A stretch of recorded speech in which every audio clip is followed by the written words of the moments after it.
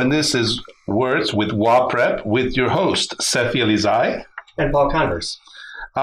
We have, how many students today do we have here, Paul, today? So today we have 4 students. We have a return from last week.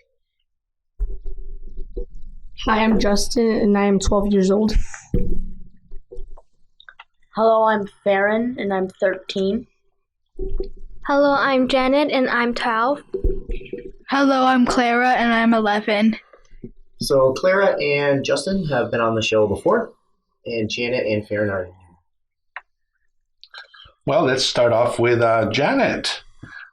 Janet, you have a word that is... Heroic. Okay, can you tell us the definition for heroic? Very brave, showing great courage, showing great determination, requiring enormous effort. Any, do you use the word heroic much? Yeah. How would you use it? Like, it was heroic of those women to fight for the right to vote. Very good. Yeah. So you used women fighting for the right to vote when you used the word heroic. Yeah. So it's something that's out of the ordinary, right? Mm-hmm. You wouldn't say, I was very heroic when I went to the grocery store and fought the rain. It was really rainy out. It was heroic of me. I went up and fought the rain and got the groceries and came back. I wouldn't really use heroic to describe that, right? Yeah. So you said it's when someone does something quite dangerous, or when they do something very brave, showing a lot of courage. Yes. So standing up and saying, look, I deserve the right to be heard, to vote, that's very courageous. That's very brave. Yeah. Me driving in the rain isn't very brave or courageous. It's just what I'm doing to get to the grocery store.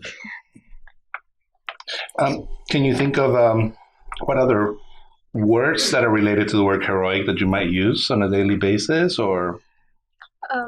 Brave. Brave, What about hero? Oh, yes. Hero. All right.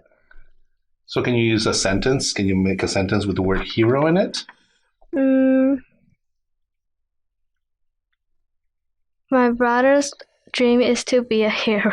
There you go. Perfect. All right. And Farron, you're next on our list, and your word is accomplish. So could you define accomplish for us? Accomplish is to do something by making an effort to complete successfully. All right. Yep. So you accomplish a task, right? Or you, in another sense, you have an accomplishment, something that I've achieved and done. Could you use accomplish in a sentence? I accomplished finishing the book. So you accomplished finishing the book. Okay. So to use our word from last week, we had one task. So when you accomplish a task, you finish it through. Remember, a task was just some work that needed to be done. So accomplish is when you finish something. How often do you use the word accomplish, Farron? Often. Often? Do you use it in a school setting or at home? So when your mother's asked you to do the dishes or whatever, do you say, oh, I accomplished washing the dishes, or I accomplished my computer games tonight? Do you use it in a sentence? Would you use it like that? Sometimes. So for the dishes, maybe? For the dishes, yeah. Yeah. So usually accomplish is done with like a task. If you're doing something you enjoy, I wouldn't really say you've accomplished it. It's something you enjoy doing. So it's usually associated with work, things that need to be done, like the dishes, like your homework. I hope you've accomplished your homework for the day and the week. Could you perhaps use it in another sentence? I accomplished doing the laundry. There you go. So I accomplished doing the laundry. So earlier you said I accomplished finishing, and then you stopped and redid the sentence. You don't need to say accomplished and then finishing, right? Because it accomplish implies you finished it. It's done. So you can say I accomplished doing the laundry. I accomplished getting out of bed this morning. For some of us, that's pretty heroic, right? Yeah. Just kidding. So next we have Clara, with the word dense. Can you tell us a little bit about what, in your own words, what does it mean, dense? Well, I would say dense is close together, or just, I normally use it when it's stuck together, but it can be removed, like water. Yeah, what's the actual definition that's written in there? It says tightly packed, crowded together, or thick and hard to see. And the third one is stupid or thick-headed. How would you use them? Could you use them in, give me an example of each one of those three? Okay. So, I felt the dense bread when I bit into it. That would be thick? Yeah. Yeah, okay. And then the second one, hold on. Yeah. The water was dense when I felt it. Okay. And let's look at the third one, but let's use it with a dog, let's say. Yeah. Okay, the dog was dense when it ran into the tree. I used to have a dog. His name was Frederick, and he was quite dense. It took a long time for me to train him. Yep. So I would have to teach him something over and over. He was sweet, but he was quite dense. Right. Okay. So usually something is dense when there's a lot of it in a small area. So think of like a bouncy ball made of rubber. It bounces. And then think of a big ball of lead. The lead is very dense, right? If you throw lead into the water, it sinks right to the bottom. But if I throw a beach ball on the water, it floats. So beach balls aren't very dense. They're full of a lot of air, but not dense. But a ball of lead is really, really dense. It's heavy. And that's why the third saying someone is stupid or thick-headed is because it's easy to walk through something that isn't dense. Like walking on the ground. You're walking through the air. It's not dense. But if you have ever tried to walk through water, it's really hard. There's a lot of stuff in the way, and you have to push it out of the way. So when you call someone dense, or implying they're stupid, thick-headed, you're saying it's really hard to get information into them. They don't learn very quickly. It's an insult. What about a dense city or a densely populated city? Yep. So, Justin, what do you hear when you think of a dense city? Like I think of like a huge crowd and like a lot of people. Yep, a lot of people in a small area, right? So Beijing's a very dense city compared to Seattle. I mean, Seattle's what, 750,000? Beijing's 15 million or so, and they are roughly the same size. So there's a lot of people. Hong Kong's very dense as well, right? Mm-hmm. Or you could go out into the middle of the country where there's 2 or 3 people per square kilometer. Not very dense at all. All right. Justin, you're up again. This is a fun word. I like it. It's the word absurd. Absurd is an adjective. It means so unreasonable as to be laughable, foolish, or silly. Yep. And could you use absurd in a sentence? I laughed at Evan's absurd comment. Mm-hmm. So you had an unreasonable, laughable comment. Yes. That made you laugh. How often do you use absurd? Every so-and-so, like whenever like someone like makes up an unbelievable story that can't be true, I'd call it absurd. It's an absurd story. People often use the word absurd to describe opinion sometimes. So someone will give you an opinion on something, you'll say, well, that's absurd. You're saying it's unreasonable, and it's so unreasonable you're laughing. So for instance, if I have the opinion that all the cars, when I'm driving, should just move out of the way, pull over to the shoulder, so I can drive home and get home in 10 minutes instead of 20. That's an absurd opinion. I mean, that's silly, right? To expect everyone else to just move so that I can get home right away. So it's an absurd opinion. But some things are also absurd, like you're talking about your dog. Probably did a lot of absurd things because he was so dense, right? That's true. That's true. He did a lot of absurd things. And now we have another word, which is actually is one of my favorite words it's a verb. And Clara, would you tell us what that word is? The verb is soar, and soar means to fly high in the sky. Okay, and how do you spell it? Soar. S-O-A-R. Very good. That's very different than soar, S-O-R-E, correct? Yep.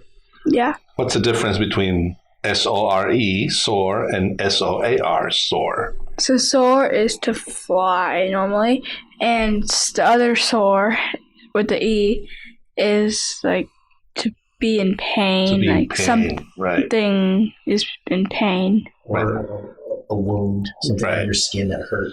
It's open and infected. A sore. Yeah, so that one is not my favorite word. Yeah. But to soar, like an eagle, an eagle soars in the air. Can you give us an example of a sentence using soar? The plane soared high above us. Very good. Can you use it? Do you think that word soar can be used as in something like the doctor was such a great surgeon that he soared with the ability to cure people? Well, Could you use something like that, like a way to say that was great what they do? They soared in it. Oh yeah. The kid was so smart they soared through the test. Very good. Yeah. So kind of like a bird soars through the sky. It's easy. It's effortless. The bird just flies very quickly. So if someone does something very well, you'll say they soar at it. So Clara used the example of someone was really smart, so they soared through the test. It wasn't hard for them. Kind of like a bird flies through the sky. Bird doesn't think twice about flying.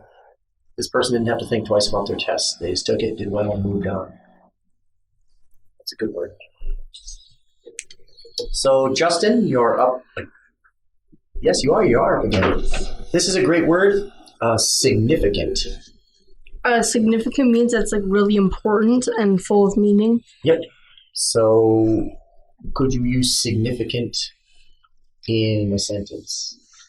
The significant politician laughed at the president's absurd comment.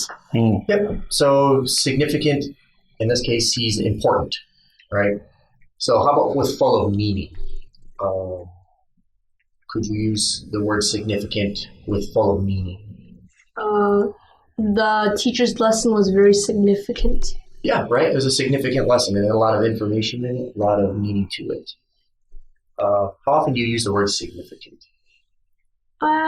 Same with absurd. Like every so and so, when like someone like when someone is saying something that's really important in my mind, I like put that into a section and make significant.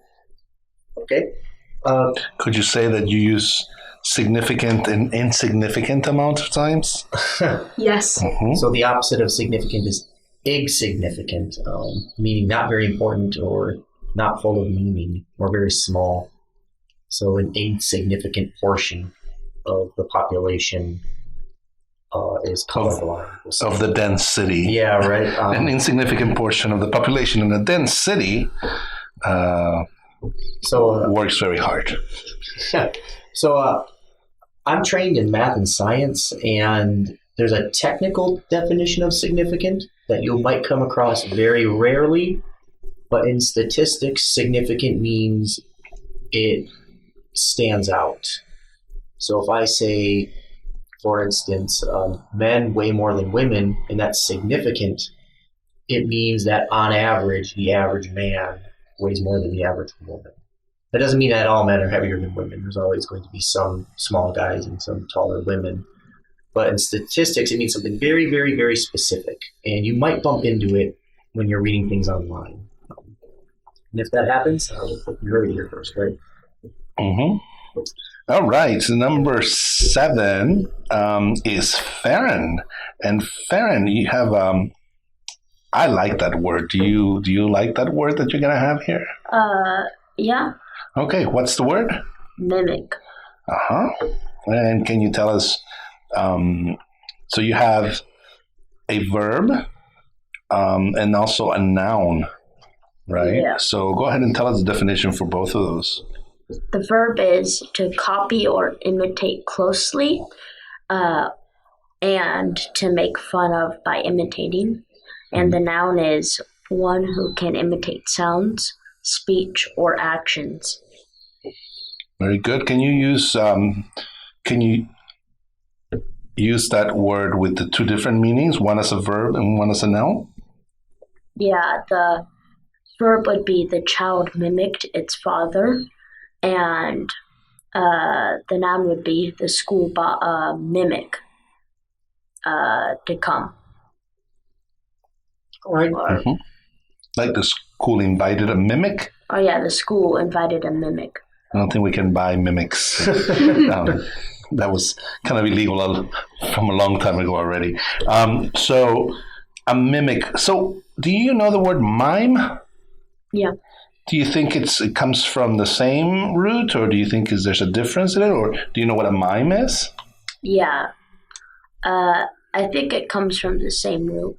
Mm-hmm. They're kind of similar, but they're not the same thing. Yeah. Right. A mimic is specifically someone who imitates, and a mime is just someone who acts without talking. Mm-hmm. Right. So it's they're kind of related, but they're not quite the same thing. I think that the word a mimic, there's a saying, monkey see, monkey do. Right. That's mimicking. Do you see areas where either people or animals mimic? I don't really see where people mimic each other, but sometimes they'll do it to joke. Like they'll mimic them if they said or did something absurd. So what about if you play sports, right? If you see someone that you play basketball, let's say, and you see someone that does really well when they shoot baskets, would you try to mimic their actions? Yeah.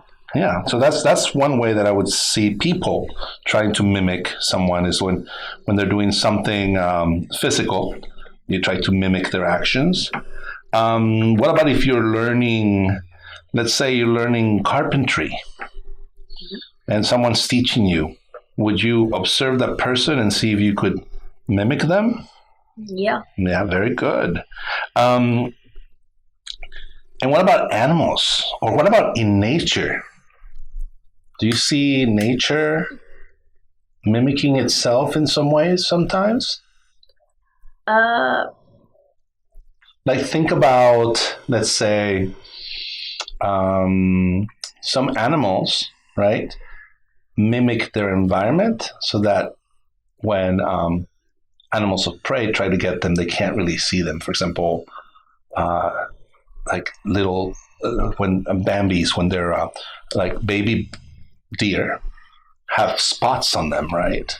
Yeah. And so that's kind of mimicking the environment. So they can kind of stand still and they just look like they're like flowers or something to predators. Right. So that's the way that animals mimic nature. How about a parrot? A parrot will mimic you, right? Some parrots are very good at mimicking. I have a friend, he had an African gray parrot, and he would wake up every morning and do the same routine. His alarm clock would go off. He would turn off the alarm clock, feed his bird, and then get ready for the day. And his bird realized this, that he gets up and does the same thing every day. And so whenever the bird was hungry, it would mimic the sound of that alarm clock. It would wake him up in the middle of the night, hoping to be fed. Huh. So they can mimic sounds, people. Really good. So next, I believe we have Janet. And your word is suspend. Can you define suspend for us? Okay, the definition of suspend is to hang while attached to something above, to stop for a while before going on, to bar from working, attending, or taking part for a while. Okay. Could you use the word suspend in a sentence? I suspend myself for playing video games at homework time. Okay, so when it's time to do your homework, you suspend playing video games. Yeah. And get your work done. Yeah. So how would you could you use the word suspend, like to dangle, to hold above? Oh, yes. Yep.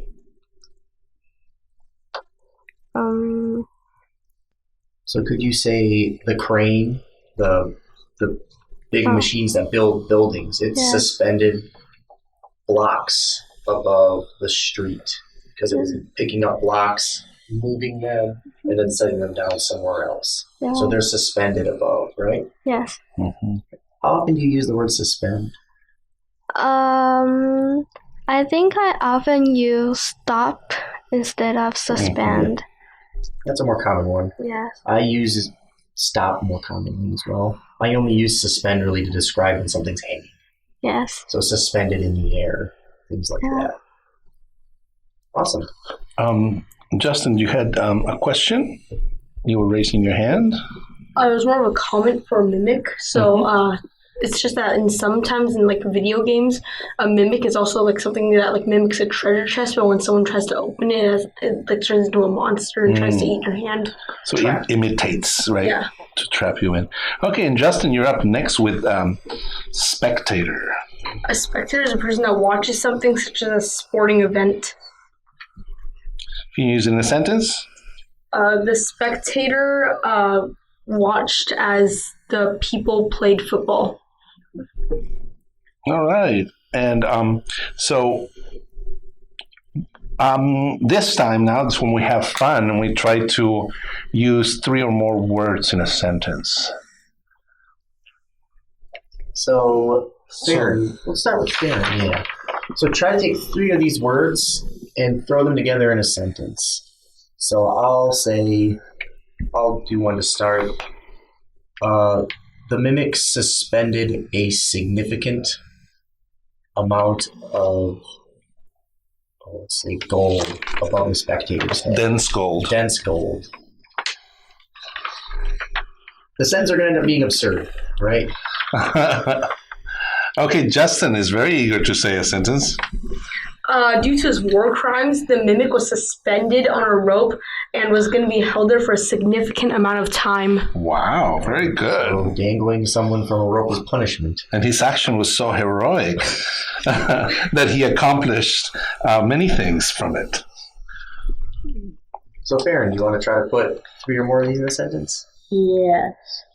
The absurd mimic was heroic for doing a dangerous stunt. Very good. Mm-hmm. Well, he thought his actions were heroic, but they were really absurd. Yeah.